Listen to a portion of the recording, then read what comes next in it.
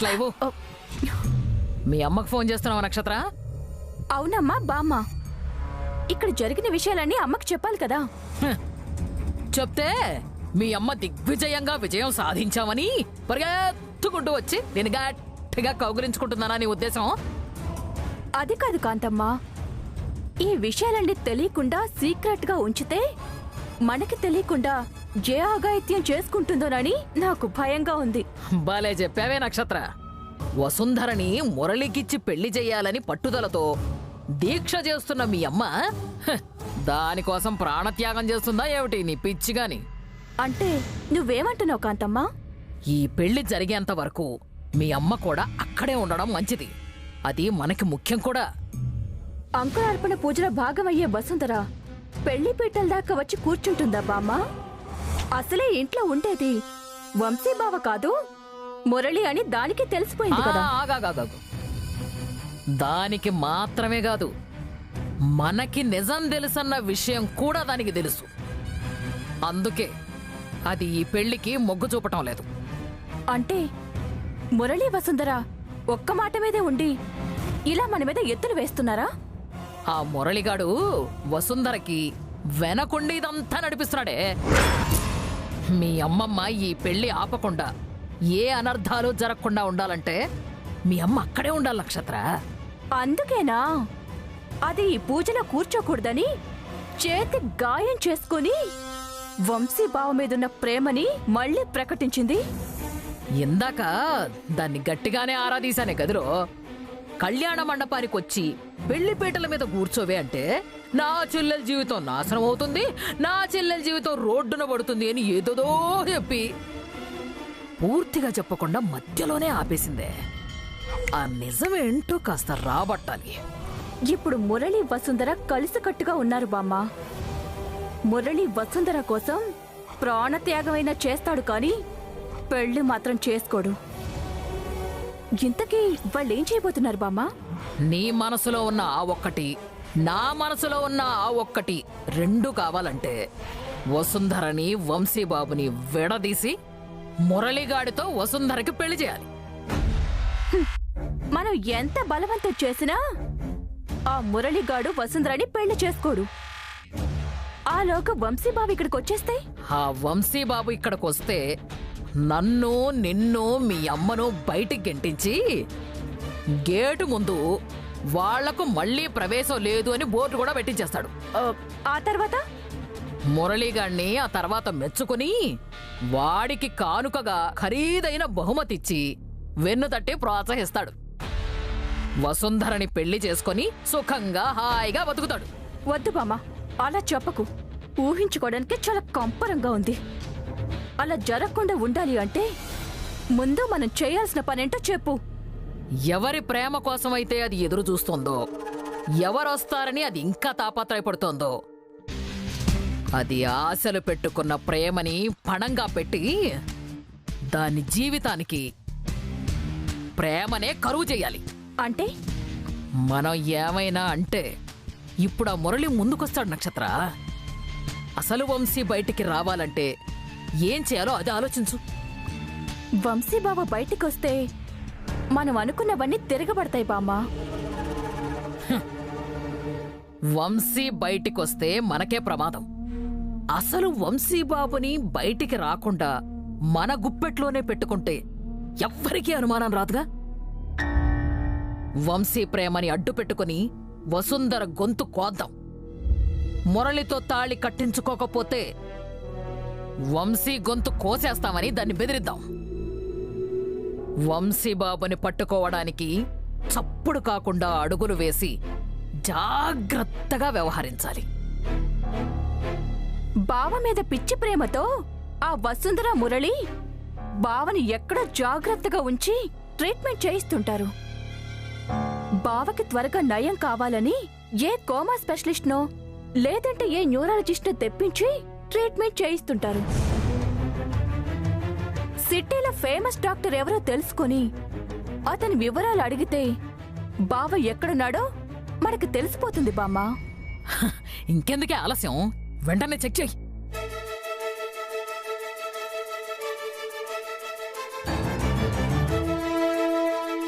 దొరికాడు డాక్టర్. ఎవరే బొమ్మ ఆ డాక్టరు? డాక్టర్ మిత్రభూషణ్.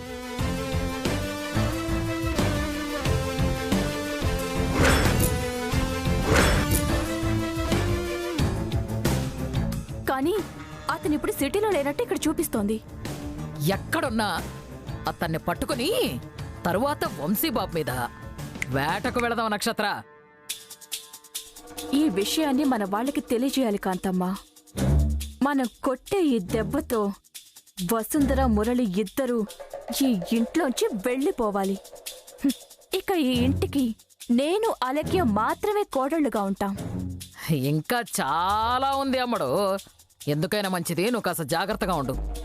ఆ మురళిగాడు కంత్రిగాడు, మామూలుడు కాదు. మన ఎత్తులన్నీ ముందే పసిగట్టి మనం అనుకున్నవి జరగకుండా చేసేస్తాడు. ఇదిగో అలాగే మీ అమ్మమ్మను కూడా కాస్త కనిపెడుతూ ఉండు. వంశీ గురించి మీ అమ్మమ్మకు తెలిస్తే మనం అనుకున్నవేవీ జరగవు, గుర్తుంచుకో.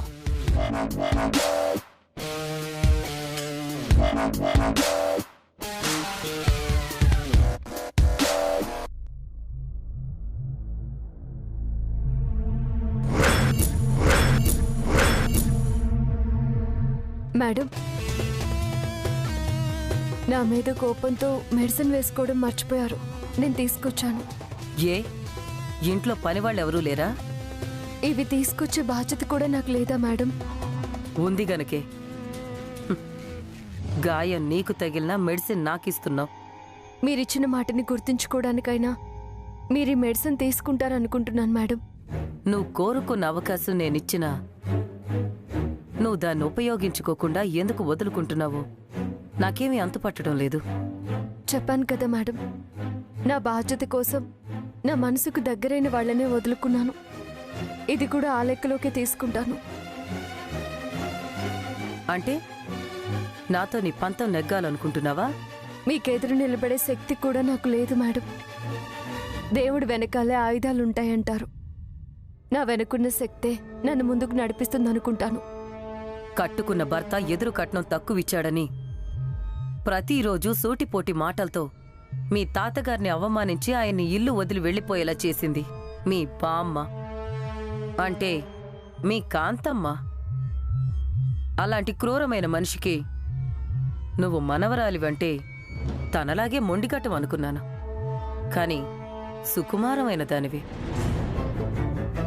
నీ చెల్లెలి జీవితాన్ని నేను బాగు చేస్తానని చెప్పినా నువ్వు నా మాట కాదంటున్నావంటే ఏమిటి ధైర్యం వసుంధరా? మీ మాట అంటే నాకు గౌరవమే మేడం. ఎందుకంటే వంశీ సార్ అంటే మీకు ఇష్టం కాబట్టి. నా చెల్లెలి జీవితం బాగుపరచుకోవడం ఎలాగో మీ నుంచే స్ఫూర్తి పొందుతాను మేడం. అంటే నేను చెయ్యాలనుకున్నవన్నీ జరగవనా నీ ఉద్దేశం? మీరెంత గొప్పవారో అంత మంచివారు మేడం. ఇప్పటి వరకు నన్ను క్షమిస్తూ వచ్చారు. ఇక మీదట కూడా నా బాధ్యతను తెలుసుకొని నన్ను ప్రోత్సహిస్తారన్న నమ్మకం నాకుంది. నీ నమ్మకం ఎవరెన్ని కుట్రలు పన్నినా సుచిత్ర కోరిక ప్రకారం ఈ ఇంటి కోడలు అవుతావనే కదా నీ నమ్మకం?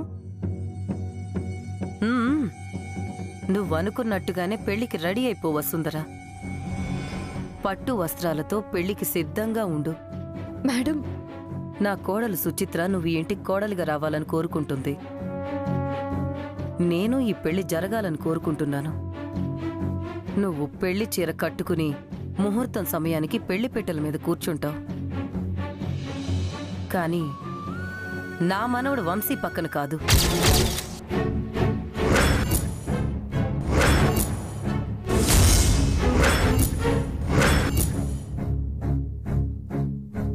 నీ జీవితాన్ని కలుషితం చేసిన ఆ జోగేంద్రగాడి పక్కన.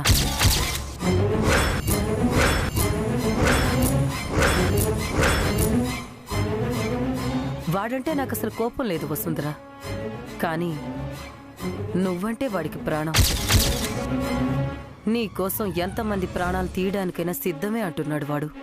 అంటే ఏ విధంగానైనా నన్ను ఇంటి నుంచి తరిమేద్దాం అనుకుంటున్నారా మేడం? పెళ్లి చేసుకున్నాక ఏ ఆడపిల్లైనా అత్తారింటికి వెళ్లాల్సిందే కదా వసుంధరా. నువ్వేం దిగులు పడకు. నిన్ను జోగేంద్రకి నేనప్పగిస్తాను. నీకు ఇంకో 72 గంటలు టైం ఉంది వసుంధరా. ఈ లోపు జోగేంద్ర గాడితో గడిపిన కొన్ని మంచి క్షణాలు గుర్తు తెచ్చుకో. వాడి మీద ఇసుమంతైన ప్రేమ కలుగుతుందేమో. నేను చెప్పింది నీకు అర్థమైంది కదా?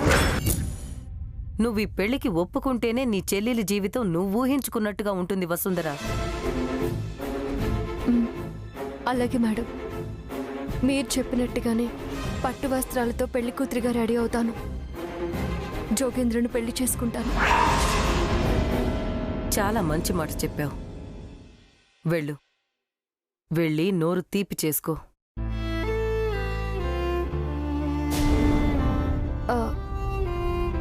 మేడం, మీరు టాబ్లెట్ వేసుకోండి. తప్పకుండా వసుంధర.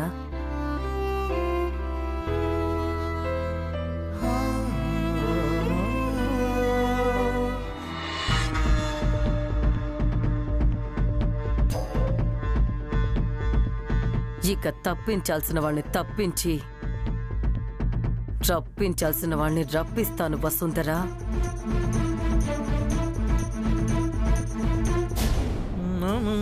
అన్నా, మనం మళ్ళీ ఎంత ఘనంగా పార్టీ చేసుకుంటాం అనుకోలేదన్నా.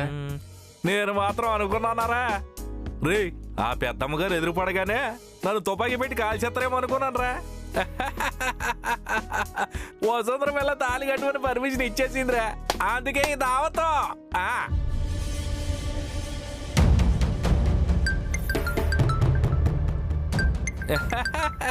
అన్నా, నీ ఫోన్ రింగ్ అవుతుందన్నా, ఒకసారి లేబట్టు. వద్దురా, ఈ పెళ్లి జరిగేంత వరకు మీ వదిన ఫోన్ కాల్ తప్ప ఇంకెవరి ఫోను లిఫ్ట్ చెయ్యండిరా. రే, అన్న మంచి ఉప్పు మీద ఉన్నాడ్రా. చక్కని ముందు బొక్కలున్న బిర్యానీ ముందు పెట్టాలి. రే, ఇంకా చూస్తారేట్రా మన స్టైల్లో? అన్ని ఓపెన్ చేయండి. అలాగే అన్న.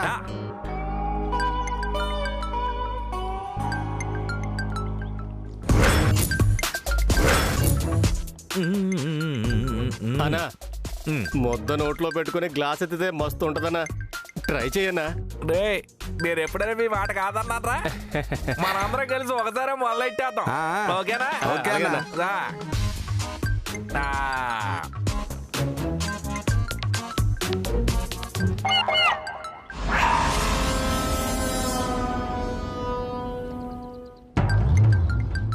అన్నా, ఎవరో మనకు కావాల్సిన వాళ్ళు అనుకుంటా, ఒకటే తిరిగి ఫోన్ చేస్తున్నారు. ఇంకెవరు అయ్యి ఉంటారా? అది మన కాంతమే.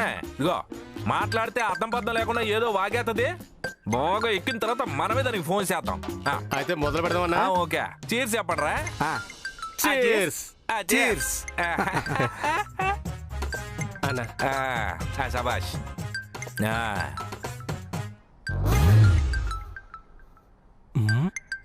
అన్నా,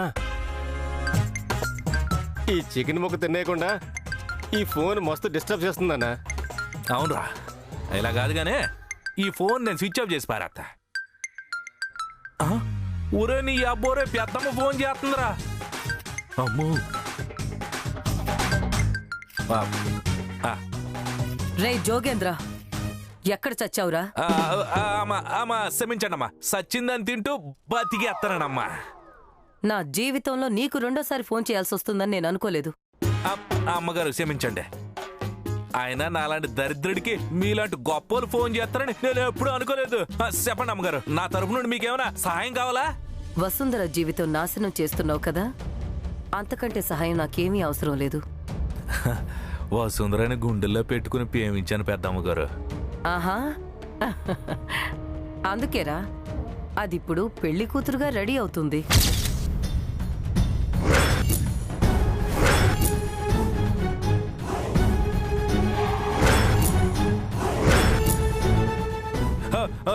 పెద్దమ్మగారు ఏమన్నారు? ఇంకోసారి చెప్పండి. వసుంధర పెళ్లి కూతురుగా రెడీ అవుతుంది. దానికి ఇంకో 72 గంటల టైం ఇచ్చాను.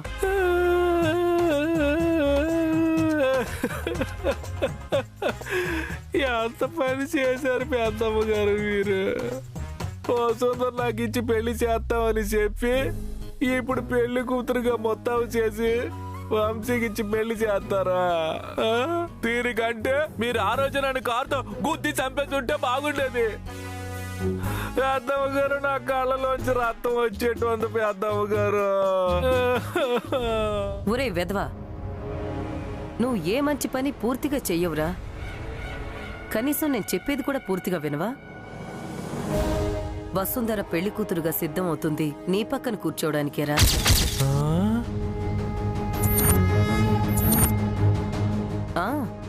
నీతో పెళ్లి కొప్పుకుంది. ఏంటి పెద్దమ్మ గారు, ఇంకోసారి చెప్పండి. వసుంధరని నా ఇంటి నుంచి పెళ్లి కూతురుగా చేసి పంపిస్తాను. పెళ్లి చేసుకుని నీ ఇంటికి తీసుకుపోవాలి. పెద్దమ్మ గారు ఈ మాట విన్నాక చల్లగా ఉంది పెద్దమ్మ గారు. గుర్తు పెట్టుకో, ఇంకో 72 గంటల్లో వసుంధర నీ భార్య కాబోతుంది. అప్పటి వరకు తాగి పడిపోకుండా నేను చెప్పింది బాగా గుర్తుపెట్టుకో. ఓకే ఓకే పెద్దమ్మ. అయ్యయ్యో, ఈ జోగేంద్రగడు పెళ్లి కొడుకాయనే, ఈ జోగేంద్రగడు పెళ్లి కొడుకాయనే, ఈ జోగేంద్రగడు రే వసుంధరతో పెళ్లి కొప్పుకుందిరో. ఈ మందు పార్టీ ఇంకా గ్రాండ్ గా చేద్దామన్నా? ఒరే దరిద్రుడే, అక్కడ నా వసుంధర పెళ్లి కూతురుగా రెడీ అయ్యి పెళ్లికి సిద్ధంగా ఉంటే మీరు ఇక్కడ ఏ బాధ్యత లేకుండా బిర్యానీ తినడం తప్పు కదరా అన్నా. చూస్తుంటే మనసు ఆగట్లేదన్నా, కొంచెం తింటా అన్నా. రే, మీ వదిలికి మాంసాహారం అంటే అస్సలు ఇష్టం ఉండదు. ఎప్పటి నుండి నేను కూడా మీ వదిలి బాటలోనే నడుస్తా. మేము నడవాలన్నా, ప్రాణం నిలబడాలన్నా ఈ బిర్యానీ చల్లారేలోపే తిందామన్నా. ఈ రోజు నుంచి ఇవన్నీ బంద్. బిర్యానీ ముందు ముట్టుకోకపోతే మన వృత్తికే అనుమానం అని నువ్వే అన్నావు కదన్నా. రేయ్, ఇక నుంచి మనం అందరం ఆకులు అలములు దుంపలు తిని బతుకుదామని నేను చెప్తున్నా. ఇప్పుడు ఈ బిర్యానీ ఏం చేయమంటావనా? అడుకున్న వాళ్ళకి ఇచ్చేయండి రా. ఎందుకన్నా ఇంత కఠిన నిర్ణయం తీసుకున్నావు? రే ఎదవలరా, మీరు బిర్యానీ తిని మందు తాగి పడిపోతే నన్ను పెళ్లి కొడుగా ఎవరు రెడీ చేస్తారా? అది కాకుండా పెద్దమ్మ గారు నాకు ఓ బాధ్యతను అప్పచెప్పారా. ఏంటన్నా అది? వసుంధరని పెళ్లి చేసుకుని ఆ వంశీబాబుకు దూరంగా వెళ్ళిపోమని చెప్పారు. పాప మనవడ మీద తీపి కదా. ఇప్పుడు ఏం చేద్దామన్నా? ఆ వంశీగాడు బతికున్నంత కాలం మనం వసుంధరను ఆపలేం. ముందు ఆ వంశీగాడిని చంపేయాలి. ఆ చిత్రసేనుగాడు వంశీగాడు ఎక్కడున్నారో తెలుసుకోవాలి. వాళ్ళని చంపేసి వాసికం కట్టుకుంటాను.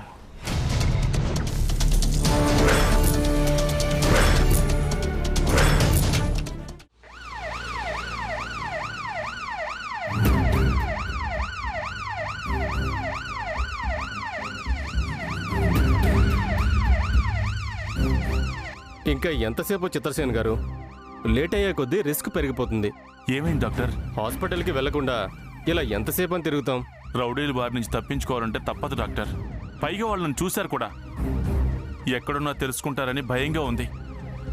అందుకే అంబులెన్స్లోనే ఉండాలని చెప్పారు. వసు గారు, మురళి గారు వంశీని ఇందులోనే ఉంచమన్నారు.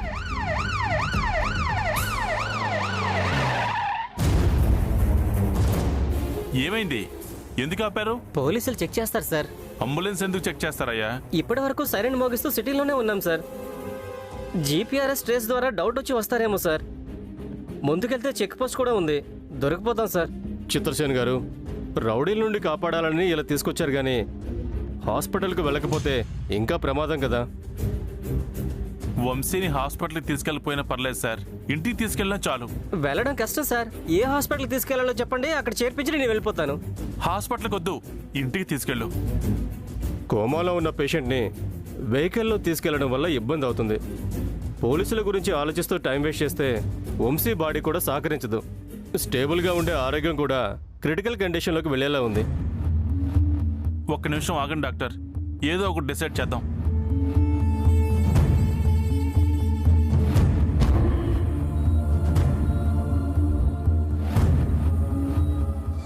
వసుంధర చేతికి గాయమైంది. అవునమ్మా. ఇది పొరపాటున జరిగింది కాదు వంశీ. వసుంధర కావాలనే తన చేతిని గాయపరుచుకుంది. ఎందుకు ఇలా జరిగిందో కారణం తెలుసుకోవాల్సింది. మీ మధ్య ప్రాబ్లం ఏమైనా ఉందా? చచ్చ, అలాంటిదేం లేదమ్మా, నువ్వేం టెన్షన్ పడుకో. ఐరేంద్రేమో ఇంట్లో లేకుండా వెళ్ళిపోయింది. మీ ఇద్దరికి పెళ్ళైతే కానీ తన ఇంటికి రాకుండా ఉంటారని చెప్పడం ఏంటి? ఐరేంద్రికి అంత మంచి ఆలోచన వచ్చిందంటే ఎందుకో నాకు ఆందోళనగా ఉంది.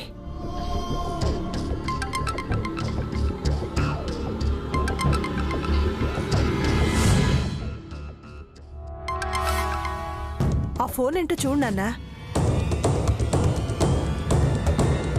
హలో మురళి గారు.